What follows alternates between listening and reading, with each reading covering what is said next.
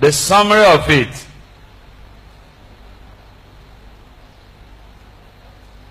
The summary of it is that we cannot run away from this stark reality that Nigeria has to be restructured. Whether it is the restructuring that gives more powers to states or a return to the regional arrangement of the past, or the restructuring that allows parts of the country that want to go and stand as independent nation, whatever that restructuring means, we must not run away from it.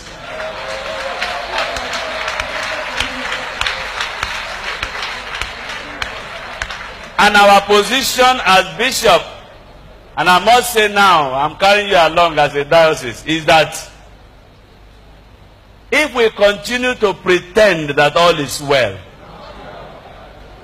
we will keep bleeding profusely. And very soon, there might be nothing called Nigeria. Instead of our killing ourselves under the pretext of remaining one indivisible nation, some people say Nigeria's unity is non-negotiable. I want to see how it is negotiable.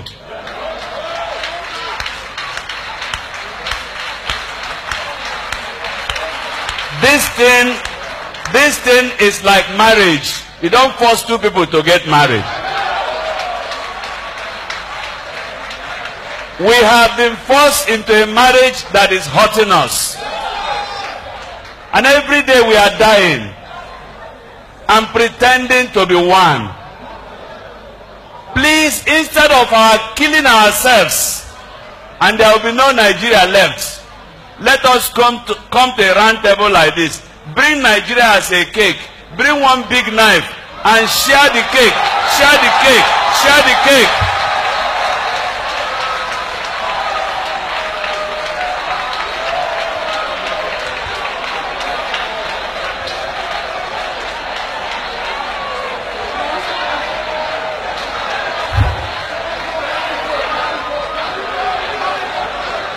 Praise the Lord.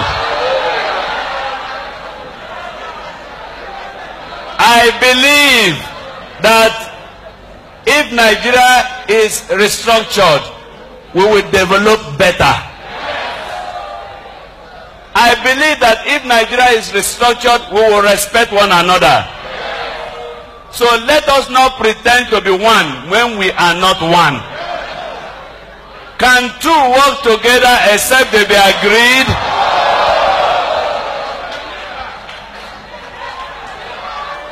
Our leaders must shun all forms of hypocrisy and support this move.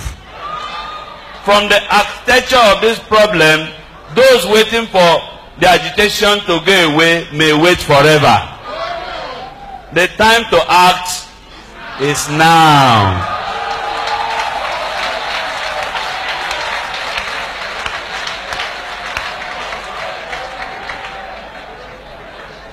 We also wrote something on the continued marginalization and trampling of the rights of Christians in this country.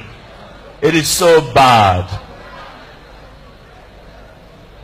And one of such recent marginalization and trampling of our rights, maybe Beneblaka will tell us better, is a subtle removal of CRK from the curriculum of our national examination bodies, like NECO.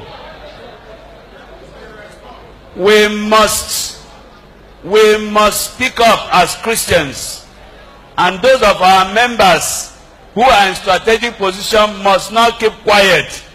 If you are removing CRK, remove Islamic religious studies, remove Arabic studies, remove ATR. Everything that has to do with religion, remove it. You don't remove one because you want to give advantage to the other. That is unacceptable to us, and we will resist it as people of God.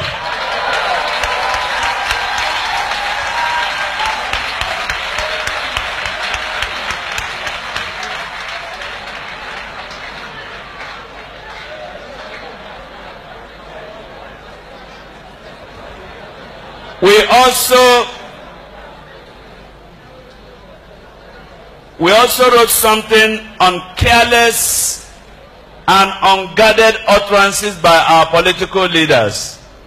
Much of the tension in this country is caused by what our leaders are saying. When a governor will say, I will not guarantee the safety of a Christian who eats during Ramadan, that governor is careless, irresponsible, and does not deserve that public office. Because when we are fasting, we are not compelling other people to fast.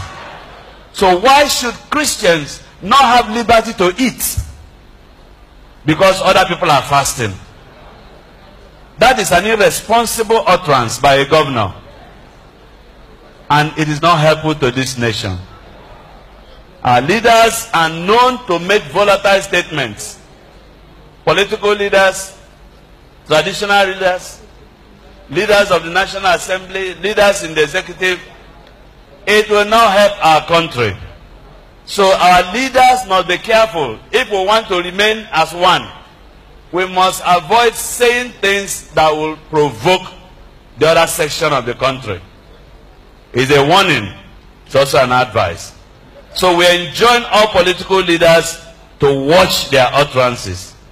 The security and well-being of the country, of the citizenry, is of much more importance than primordial political gains or religion. The polity is already heated, and the fabrics of our national cohesion terribly stretched. The careless utterances by our leaders in the guise of defense of ethnic, political, and religious interests is enough fire to set the nation on the path of self-induced conflagration with telling consequences. If truly we treasure our continued existence as a people of one nation, the present-day government and its security apparatus must appear and act at all times in a fair and just manner when issues of hate speech heat up the polity. Inasmuch as we commend the acting president Osibanjo's actions and series of meetings to arrest the situation, we demand that the government must divest itself of every vestige of partiality and religious bias when these issues occur. Mere condemnation of such utterances without any form of action to punish offenders amounts to bare-faced hypocrisy and nothing more. Nigeria is bigger than any person, political affiliation, or religious fanaticism. If we keep toying with the current gale of careless utterances and hate speech, we will only arrive at one destination, that is calamity. On their part, the media must redefine their news values, in this case, to reflect national exigencies. Their reportage of the activities and utterances of political, religious, and ethnic groups and persons must put the nation first.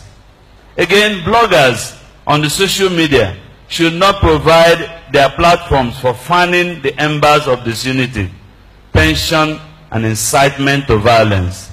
We must all remember the Rwandan genocide of 1994, the Kenyan election crisis of 2007, and the Nazi atrocities in the Second World War. These all share one thing in common: hate speeches and careless utterances by leaders. In summary, our position on the state of our dear nation is that our leaders, and indeed the citizenry, must imbibe a culture of discipline in all we do to solve our myriad of problems. If the politician imbibes discipline on matters of politics, public finances, and projects, if our electoral umpires commit to discipline in overseeing elections and reflecting the people's choice in results, if teachers imbibe discipline in their relationship with their students, if ministers of the gospel show and teach discipline, if those in the civil service entrusted with public funds go about their duties with discipline, if ordinary citizens show personal discipline within and outside their homes, then more than 90% of our national problems would have been solved. A nation without discipline is dead on arrival.